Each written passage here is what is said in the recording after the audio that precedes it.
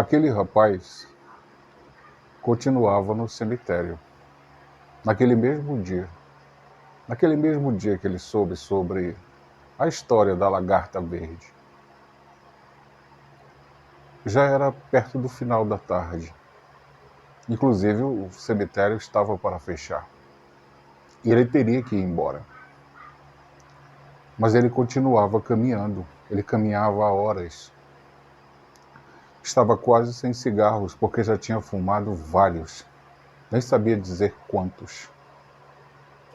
De repente, ele ouviu os gritos, ele ouviu as vozes, ele ouviu o desespero de alguém. E novamente era a voz de uma mulher. A voz era muito fina, era uma voz sofrida, desgastada. Era uma voz que pronunciava alguma coisa em tons de desespero que dava para ouvir ecoando pelo cemitério. O cemitério estava vazio. Ele procurou saber de onde vinham, ele olhou e finalmente ele encontrou o local. Ele já tinha andado tanto, há horas, e ele tinha esquecido que estava acontecendo o enterro, e era justamente onde se encontrava esta mulher.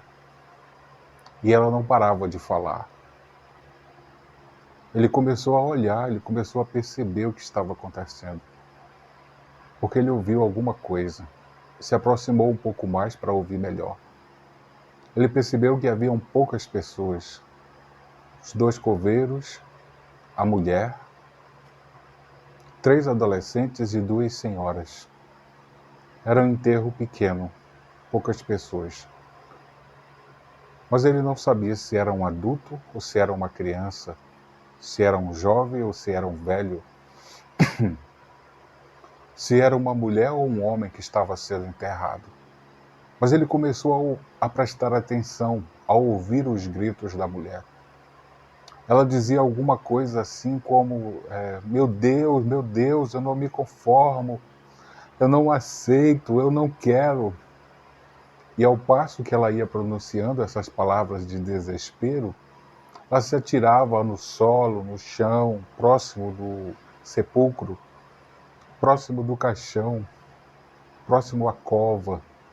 As pessoas tentavam tocá-la, levantá-la, mas ela negava todas as mãos, ela negava qualquer acalanto daqueles que estavam perto dela.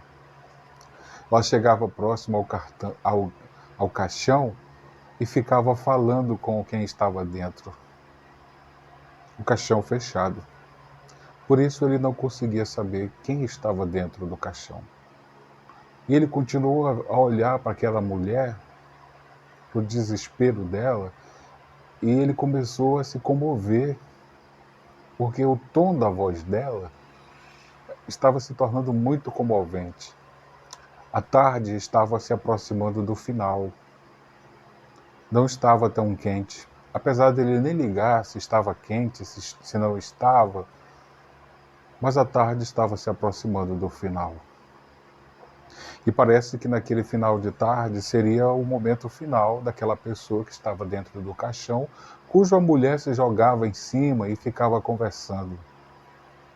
Em alguns momentos a voz dela se alterava e ele novamente prestava atenção.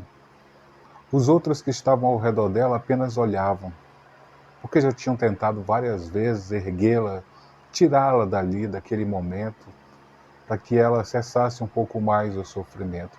Mas ela continuava pronunciando palavras do tipo, não, eu não vou suportar, era só o que eu tinha, eu só tinha ele.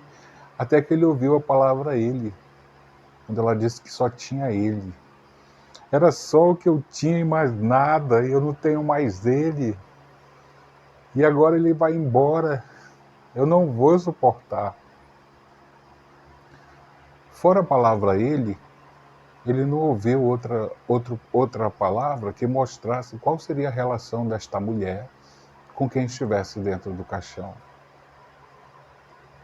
Então ele acendeu mais um cigarro. Ele procurou e dentro da carteira encontrou mais um cigarro. e ficou olhando. Só que dessa vez ele estava num estado mais tenso. Ele precisava fazer alguma coisa. A mulher estava sem chão. Ela tinha desabado literalmente. Ela estava no chão, no solo, perto da terra. E por muitas vezes, alguns momentos, ele a via pegando a terra. Ela segurava assim, punha a terra, olhava para a terra e jogava a terra de volta ao solo. Dava-se a impressão que a terra era culpada pela morte daquele que estava para ser sepultado, enterrado, né? E muitas vezes os coveiros que estavam ali perto pareciam que seriam os carrascos. Afinal, ele sepultaria quem estava ali. De repente ele começou a prestar atenção e ele tinha que tomar alguma iniciativa. Começou a vir na cabeça dele uma obra de Portinari, onde aparece uma família chorando a morte de um filho. E o peito dele, o coração dele começou a pulsar, porque ele sabia o que era a depressão. E ele estava vendo ali uma mulher que estava totalmente depressiva. Ela estava no chão, literalmente no chão. Ele, apesar de estar depressivo, estava de pé. Conseguia se segurar em suas duas pernas, porém seus passos eram muito pesados. Ele começou a tremer, fumando o seu cigarro. E ela continuava chorando, e o choro dela dava para ouvir de onde ele estava, ele não estava tão longe. E ao mesmo tempo que ele queria tomar uma iniciativa, alguma coisa não o permitia, não o deixava.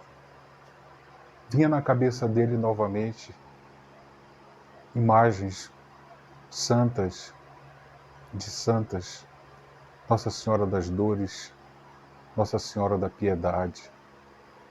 Imagens artísticas, como a Piedade de Michelangelo, que deitou sobre o seu colo o corpo do Cristo morto, retirado da cruz. Depois que todos foram embora, todos o abandonaram, a sua mãe ficou ali. As mães, né? Elas sempre ficam. Elas nunca abandonam. O filho pode ser o que for, um santo ou um criminoso, mas é filho delas, né? Então elas não abandonam. É o dever delas como mães e como mulher, porque só as mulheres têm toda essa força, têm todo esse poder. E ele, depressivo ali naquele final de tarde, olhava aquela mulher, via o semblante dela desfigurado. Todas as noções de higiene já a tinham abandonado. Ela estava descabelada, saliva escorria pelo canto da boca, as lágrimas banhavam o seu rosto. E ele olhava tudo aquilo e imaginava, eu tenho que ir lá. Ela só precisa que alguém a pegue pela mão com força. Ela precisa sentir a energia de alguém que possa acalentá-la, que possa dar-lhe um abraço, que possa passar a energia da solidariedade humana e cristã. Ela só precisa disso, porque ela vai suportar. Daqui a uma semana ela volta, ela vem visitar a cova no 7º dia, acenderá velas, trará flores, talvez uma grinalda de cor branca, azul claro, celeste ou lilás. Fará suas preces, chorará, porque não é fácil. Mas ela suportará. Ela deixará de sentir o sabor, os aromas, as cores. Por algum tempo ela deixará a sua vaidade feminina, porém depois ela vai recuperar tudo isso e vai se reerguer. Se for mãe, ela consegue. As mães conseguem. Mas para que tudo isso aconteça, ele pensava em ir até lá. Ele precisava, ele tinha como fazer isso. Mas ao mesmo tempo as suas pernas não o permitiam.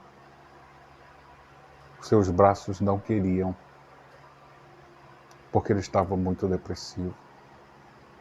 Então, a cada vez que ele puxava a fumaça do cigarro, que ele tragava a fumaça, sentindo o gosto amargo da nicotina, olhando aquela senhora em prantos, desolada, ele não tinha forças.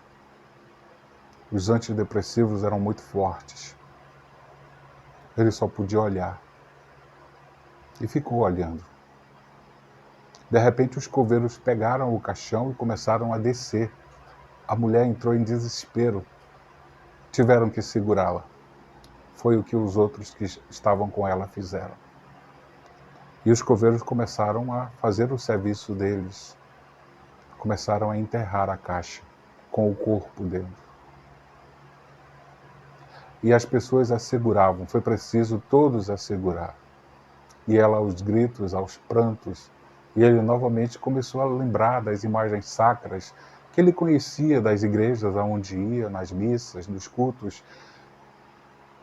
E também das imagens que ele conhecia dos livros, né, da mídia.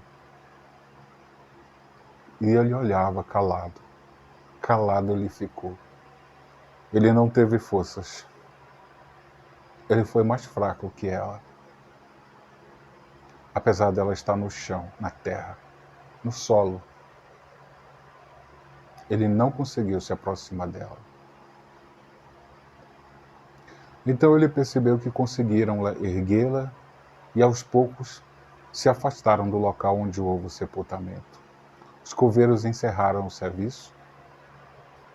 A tarde se findava e ele olhava tudo aquilo e imaginando mil e umas coisas. E ele percebeu que tinha que ir embora porque o cemitério ia fechar. Naquele dia ele viveu um momento grandioso dentro do cemitério. Uma lagarta verde e agora a mulher sem chão.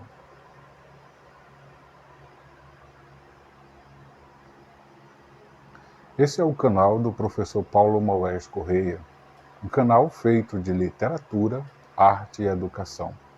Eu sou Eros Divino e vim aqui contar hoje essa crônica de cemitério. A mulher. Espero que tenham gostado e até uma próxima vez. Muito obrigado.